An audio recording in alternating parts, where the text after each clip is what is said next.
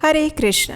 अक्षय तृतीया यानी एक ऐसा दिन जिस दिन किया गया कोई भी शुभ आध्यात्मिक कार्य, जप, तपस्या या फिर दान अक्षय पुण्य फल प्रदान करता है।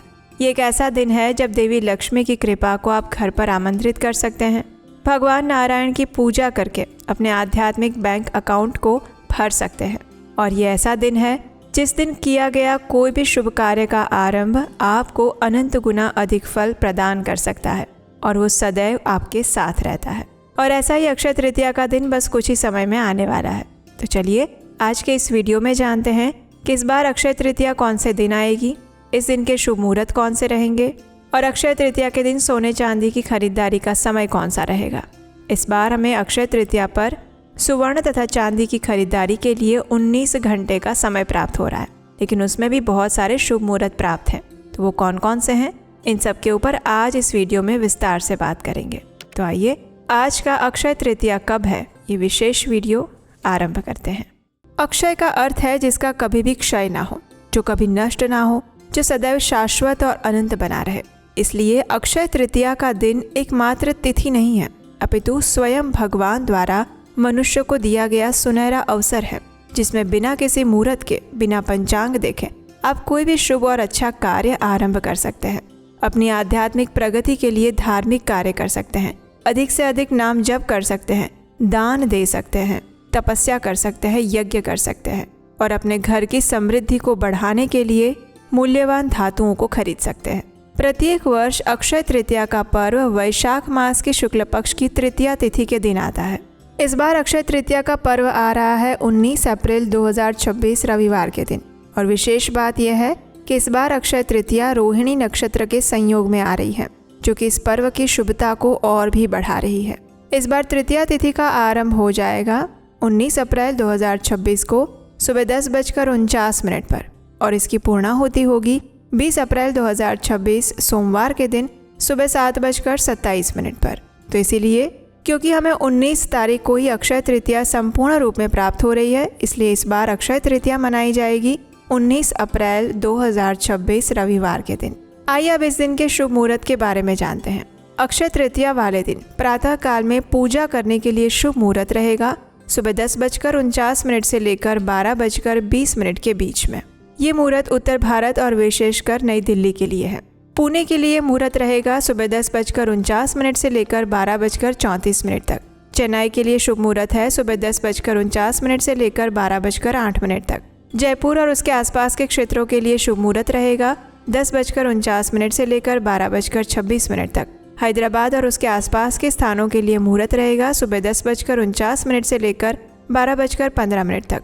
गुड़गांव और उसके आसपास के शहरों और प्रदेशों के लिए शुभ मुहूर्त रहेगा सुबह 10:49 से लेकर 12:21 तक।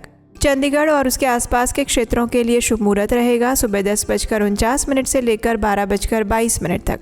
कोलकाता और उसके आसपास के क्षेत्रों के लिए शुभ मुहूर्त रहेगा सुबह 10:49 से लेकर 11:36 तक। मुंबई तथा उसके आसपास के क्षेत्रों के लिए अक्षय तृतीया का शुभ मुहूर्त रहेगा सुबह 10:49 से लेकर 12:38 तक।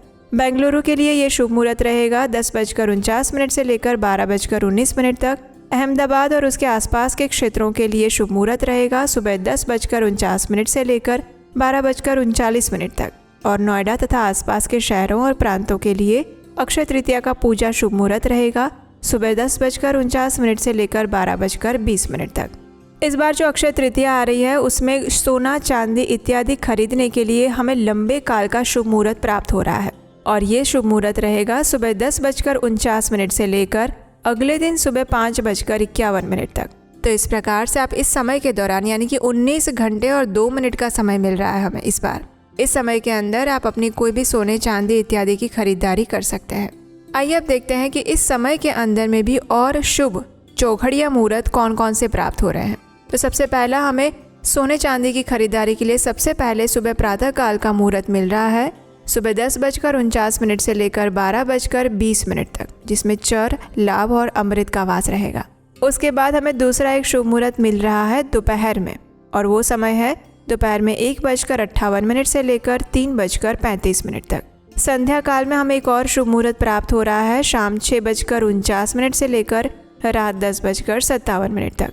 मध्य रात्रि का भी एक शुभ मुहूर्त है मध्य रात्रि में 1:43 से लेकर अगले दिन सुबह 3:05 तक, और उसके बाद प्रातः काल का एक शुभ मुहूर्त प्राप्त हो रहा है सुबह 4:28 से लेकर 5:51 तक, और वो 20 अप्रैल के दिन।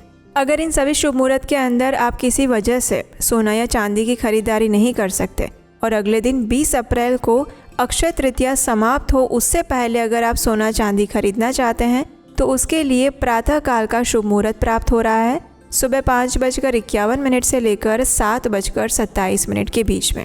बस यही शुभ मुहूर्त है जिसके अंदर आप सोना चांदी इत्यादि की खरीदारी कर सकते हैं। तो इस प्रकार से इस बार अक्षय तृतीया पर हमें अनेक प्रकार के शुभ मुहूर्त प्राप्त हो रहे हैं। तो इसलिए आप अपनी अनुकूलता अनुसार इस शुभ मुहूर्त में से किसी भी शुभ मुहूर्त में जाकर सोने चांदी इत्यादि की खरीदारी कर सकते हैं। लेकिन एक बात का हमेशा ध्यान रखिएगा, अक्षय तृतीया जो है वो सिर्फ और सिर्फ सोने चांदी की खरीदारी करने वाला दिन नहीं है। ये ऐसा दिन है जब अपने आध्यात्मिक अकाउंट को, अपने आध्यात्मिक बैंक बैलेंस को और ज़्यादा से ज़्यादा बढ़ाया जा सकता है। और वो कैसे? अधिक से अधिक नाम जप के द्वारा, अधिक से अधिक दान देकर और अधिक से अधिक आध्यात्मिक कार्य करके। इसलिए इस अक्षय तृतीया पर जिस प्रकार आप देवी लक्ष्मी को अपने घर में लेकर आ रहे हैं सोने चांदी की खरीदारी के द्वारा, उसी प्रकार उनके साथ उनके स्वामी नारायण को भी अपने घर पर लेकर आइए। ज़्यादा से ज़्यादा नाम जप कीजिए, अपनी क्षमता से थोड़ा सा आगे आकर दान दीजिए किसी ऐसी जगह पर जहाँ पर आपको विश्वास है कि यहाँ पर भगवान की सेवा के लिए दान दिया जा रहा है। अक्षय तृतीया सुवर्ण अवसर है जिस दिन दिया गया दान अक्षय हो जाता है, यानी उससे जो आपको पुण्य फल मिलेगा उसका कभी नाश नहीं होगा, वो हमेशा आपके साथ रहेगा। इसलिए हृदय खोलकर दान दीजिए। तो ये थी आने वाली अक्षय तृतीया के विषय में संपूर्ण जानकारी। अगर आप अक्षय तृतीया के बारे में और भी कुछ जानना चाहते हैं तो हमें नीचे कमेंट बॉक्स में लिखकर बता सकते हैं।